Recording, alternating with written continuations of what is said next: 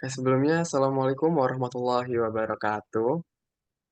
Yang Waalaikumsalam. terhormat Bu Aina Mustolifah Askom Mkom PhD selaku dosen pengampu mata kuliah pembelajaran mesin.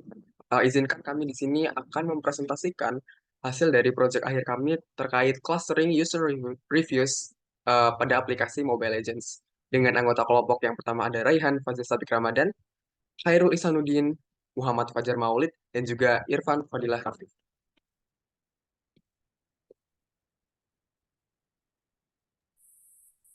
Nah, latar belakang dari kami membuat proyek ini adalah kami mengetahui bahwa feedback dari pengguna atau user itu salah satu faktor penting yang perlu diketahui oleh seorang software developer.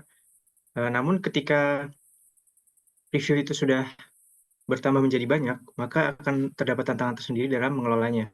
Nah, hal inilah yang menjadikan kami terinspirasi untuk membuat suatu proyek di mana kami akan melakukan profiling dari user reviews menggunakan clustering.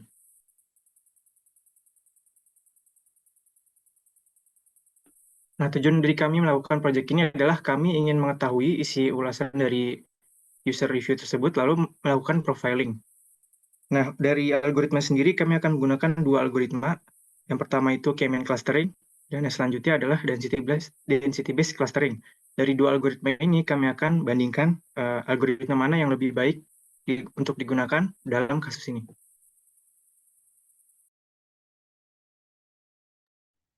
Oke, untuk berikutnya eksperimen dan hasil kami akan menyesuaikannya langsung di Google Colab.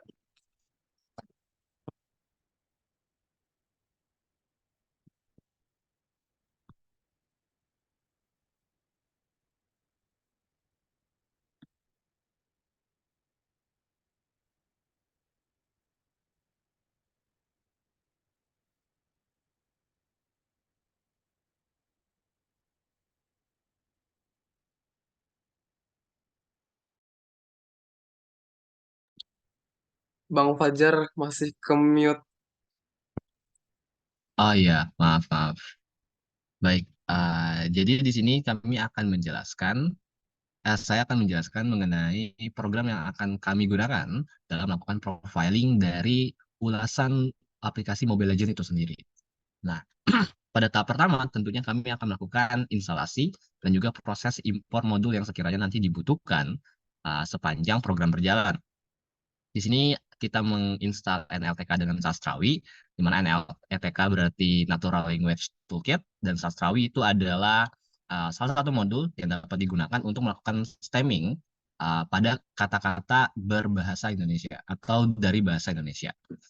Lalu kami juga tidak lupa untuk mengimpor beberapa modul lainnya yang sekiranya nanti diperlukan, seperti Pandas, NumPy, Matplotlib, Seaborn untuk menampilkan atau memvisualisasi hasil clustering nantinya. Ada juga scikit-learn dan juga Scapase hingga collection untuk mengambil counter. Nah, sebelum kita memulai masuk ke praproses-prosesan, mula-mula kita terlebih dahulu melakukan installing bahasa Indonesia stop word-nya. Kita menggunakan LTK, kita mendownload terlebih dahulu kira-kira kumpulan stop words yang ada atau mungkin nanti ditemui di dalam ulasan. Nah, di sini kita bisa melihat kode ini. Kode nilai nanti kita gunakan pertama kali untuk menginstal atau mendownload stop word tersebut dalam bahasa Indonesia. Selanjutnya, kita juga di sini membuat objek factory atau steamer lebih tepatnya, di mana objek ini nantinya kita gunakan untuk melakukan stemming atau perubahan bentuk kata menjadi bentuk dasarnya nanti. Dan tentu kata yang nanti kita ubah bentuknya adalah kata dalam bahasa Indonesia. Nah, ini adalah sedikit uh, apa ya? Sedikit gambaran atau informasi mengenai dataset yang kami gunakan. Nah, selanjutnya kita masuk ke proses pra-pemrosesan. Nah, mula-mula dalam proses pra-pemrosesan sendiri, kami melakukan exploratory data analysis, di mana pada tahap ini kami sebenarnya bertujuan untuk melihat sampel dari masing-masing rating, sorry, sampel ulasan yang terasosiasi dengan masing-masing skor rating. Nah, dalam hal ini, jika kita melihat banyaknya sampel yang ada pada masing-masing rating, terlihat bahwa sampel yang terasosiasi dengan rating skor 3 itu mempunyai nilai yang lebih banyak dibandingkan ulasan dengan skor rating yang lain. Oleh karena itu, kami melakukan undersampling dengan memilih beberapa sampel saja, atau lebih tepatnya memilih 200 sampel secara random. Sehingga nanti ulasan dengan 5 skor rating ini, itu masing-masing akan mempunyai jumlah atau banyak yang sama. Nah, selanjutnya, dalam praproses ini, kami juga melakukan sedikit pembersihan ataupun penformatan terhadap teks yang nantinya digunakan. Nah, di sini bisa dilihat, pertama teks masing-masing ulasan itu kita ubah ke bentuk lowercase-nya, baru kita juga menghilangkan tanda bacanya, baru di sini kita melakukan stemming atau mengubah tiap kata itu ke dalam bentuk dasarnya. Di sini kita juga mengubah bentuk dari frasa negatif yang ditemui di tiap ulasan. Baru di sini kami remove support yang telah kami install sebelumnya. Dan nanti ketika semua proses ini sudah dilaksanakan, kami akan kembali melakukan penggabungan masing-masing kata tersebut, kata-kata yang ada di tiap ulasan. Dan returnnya tentu adalah teks itu sendiri yang telah diproses. Nah, ini adalah bagian kode yang menjalankan proses pembersihan dan pemformatan teks di atas, karena kan ini dalam bentuk fungsi. Lanjut, di sini juga kami mengenerating workload untuk tiap-tiap score rating. Jadi di sini tujuan kami melakukan generasi word cloud adalah kami ingin melihat kira-kira di tiap ratingnya, di tiap ulasan tiap ratingnya, kata apa saja yang menjadi common word atau kata yang sering muncul. Nah, nantinya kami akan melakukan observasi kepada hasil word cloud dari ulasan kelima rating ini, dan nantinya kami akan mencoba untuk menyingkirkan kata-kata yang kembali muncul atau sering muncul di word cloud kelima rating tersebut. Jadi bisa dibilang mereka itu sebagai stop word tambahan. Lalu setelah melakukan tersebut, kita setelah mendapatkan kata-kata yang ingin disingkirkan, langsung saja kita singkirkan. Nah, selanjutnya dalam bagian fitur ekstraksi, karena tadi kita telah melakukan praprosesan, nah selanjutnya kita masuk ke bagian fitur ekstraksi. Nah, pada bagian fitur ekstraksi, kami menggunakan matriks TF-IDF untuk sebagai hasil konversi dari teks nantinya. Jadi mula-mula teks yang telah kita jalankan proses praprosesan tadi, itu kita faktorisasi atau kita ubah bentuknya menjadi matriks TF-IDF. Jadi vectorizer ini itu adalah line code atau baris kode yang mana kita menginisialisasi objek transformasi tadi atau vektorisasi tadi. Baru di sini itu ada proses untuk mengubah,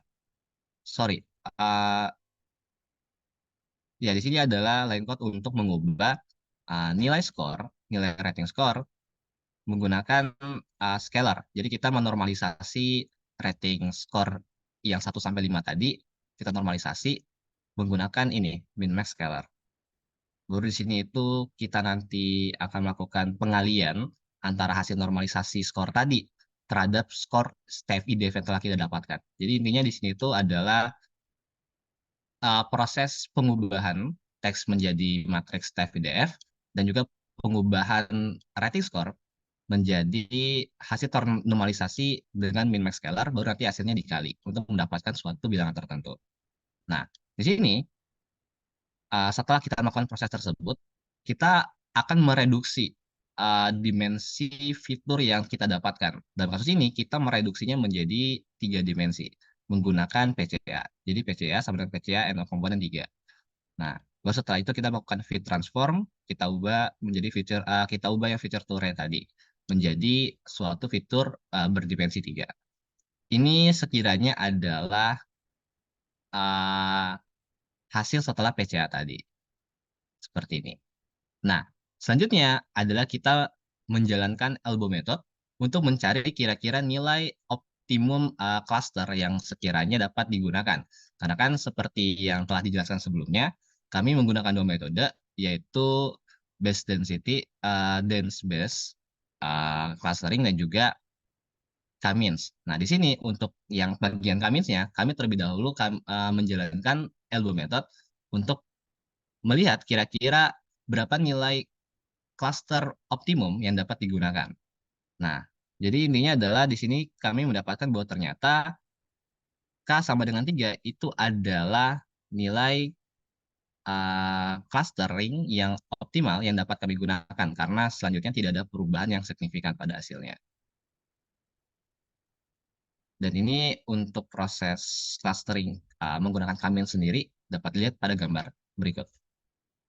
Oke. Untuk selanjutnya mungkin dapat dilanjutkan oleh Saudara Irfan. Oke, baik. Saya akan melanjutkan menjelaskan. Untuk evaluasi dari hasil K-means clustering ini, kami menggunakan metode matrix select score untuk mengukur kualitas cluster hasil dari K-means clustering ini. Matrix select score digunakan untuk mengukur seberapa baik objek berkluster sesuai dengan jarak antara cluster. Evaluasi menggunakan metrik ini menghasilkan skor 0,839. Skor yang mendekati nilai positif 1 ini menunjukkan bahwa cluster memiliki jarak yang baik antar objek dan cluster dan relatif terisolasi satu sama lain antar cluster. Oke, selanjutnya setelah ini kami melakukan user profiling berdasarkan cluster yang didapatkan untuk mendapatkan pemahaman yang lebih baik terhadap karakteristik dan preferensi user. Hasil profiling user yang menampilkan kata-kata penting dengan frekuensi yang paling tinggi dapat kita lihat hasilnya. Coba scroll ke bawah. Oke, baik. Hasil user profiling ini dapat kita lihat seperti pada cluster 0 memiliki kata-kata yang paling sering muncul adalah kata-kata seperti seru, banget, atau terima. Lalu pada cluster 1 ada kata-kata update, jaring, musuh, dan bug. Lalu pada cluster kedua ada kata-kata mantap, gem, dan hibur. Oke, baik. Selanjutnya, setelah clustering menggunakan K-means, kita juga melakukan clustering menggunakan density-based clustering atau DB-scan. Untuk melakukan DB-scan,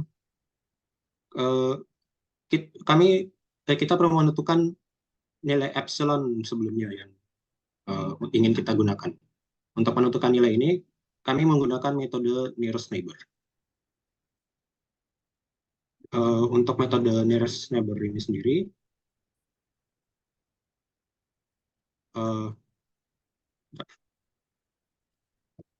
kami menggunakan nilai minimal sampel. Kami mencoba untuk menggunakan nilai minimal sampel n sama dengan 4. Dari hasil ini kita menemukan nilai epsilon yang optimal adalah sekitar 0,06. Lalu setelah mendapatkan nilai epsilon yang optimal ini, kami melakukan clustering density-based clustering, yang hasilnya dapat dilihat, visualisasi hasilnya dapat dilihat pada gambar berikut. Dari hasil ini, cluster juga dievaluasi menggunakan metrik select score.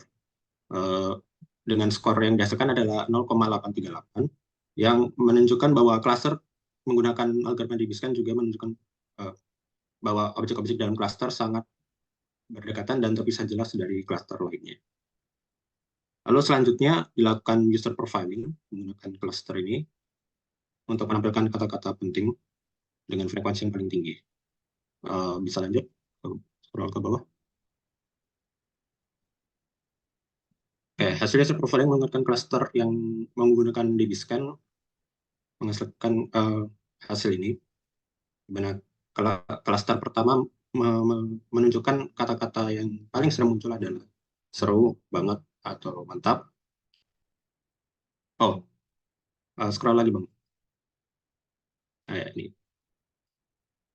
Jadi,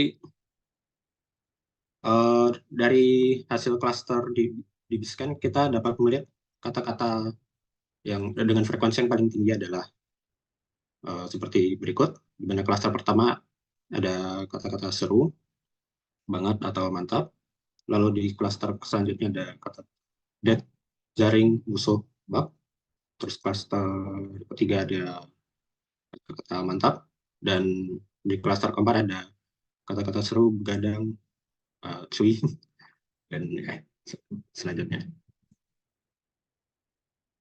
Oke, baik, mungkin bisa dilanjutkan kesimpulan. Sebelum dilanjutkan ke sesi selanjutnya, saya mungkin akan sedikit memperlihatkan dataset yang tadinya yang akan digunakan di dalam proyek kami. Jadi mohon maaf saya lupa untuk menampilkan pada saat proses akuisisi data.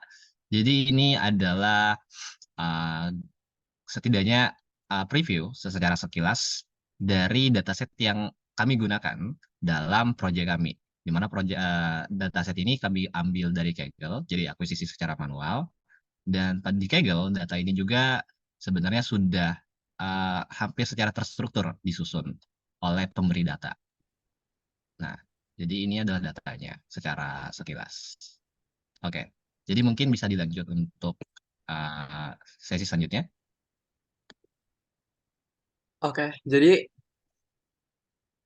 Oke, jadi kesimpulan dari proyek kami kali ini adalah berdasarkan dari hasil evaluasi tadi dapat kita simpulkan bahwa clustering menggunakan K-means clustering menghasilkan cluster dengan kualitas yang sedikit lebih baik dibandingkan cluster yang dihasilkan oleh DBScan, di mana sebenarnya emang tidak terlalu berbeda. Bedanya hanya di jumlah cluster yang dihasilkan, di mana K-means clustering menghasilkan 3 cluster, sedangkan pada DBScan menghasilkan 4 cluster. Nah, perbedaannya ada di mana? Mungkin tadi udah ditampilkan juga terkait hasil-hasil klasternya, di mana klaster yang dari K-means itu menghasilkan klaster yang eh, 2 klaster menghasilkan klaster yang positif, namun ada 1 klaster yang seperti overlap dengan klaster yang berkaitan dengan komplain-komplain. Kemudian pada klaster di Basic sendiri ada 4 klaster, di mana ada 1 klaster yang fokus ke komplain dari eh, pengguna, di mana seperti jaringannya, kemudian ada bug dan lain sebagainya.